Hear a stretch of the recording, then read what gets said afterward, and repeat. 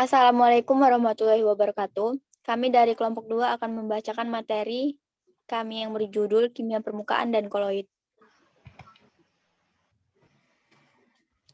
Kimia permukaan adalah reaksi yang terjadi di permukaan.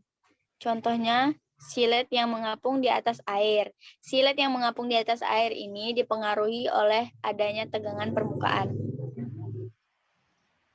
Tegangan permukaan adalah gaya atau tarikan ke bawah yang menyebabkan permukaan cairan berkontraksi dan benda dalam keadaan tegang. Hal ini disebabkan oleh gaya-gaya tarik yang tidak seimbang pada antar muka cairan.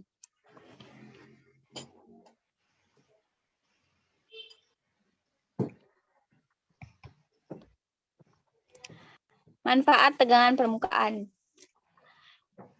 dalam mempengaruhi penyerapan obat pada bahan pembantu padat pada persediaan obat, penetrasi molekul lewat membran biologis, dan pembentukan dan kestabilan emulsi dan dispersi partikel yang tidak larut dalam media cair buat membentuk sediaan suspensi. Tegangan permukaan terjadi karena adanya kohesi di bawah zat cair yang lebih besar daripada kohesi di permukaan zat cair. Jadi permukaan air akan cenderung mengerut dan membentuk luas permukaan sekecil mungkin. Faktor yang mempengaruhi yaitu dipengaruhi oleh suhu, zat terlarut, dan surfaktan. Koloid. Koloid adalah suatu bentuk campuran yang terletak antara larutan dan suspensi. Koloid ini sangat berkaitan dengan kehidupan sehari-hari. Contohnya sabun.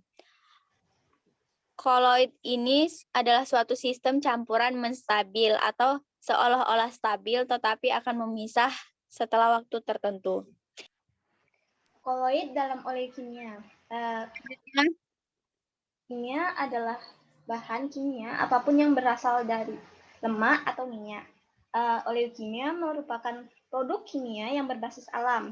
Minyak yang dapat terurai dari lemak nabati atau sumber hewani.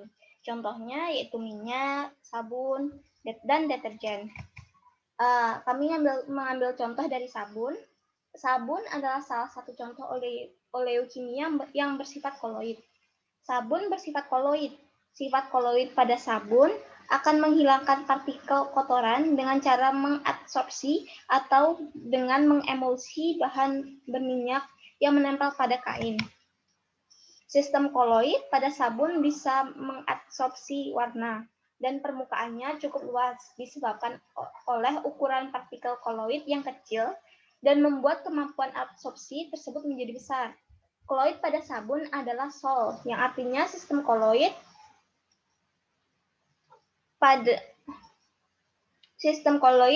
terdispersi dalam zat cair.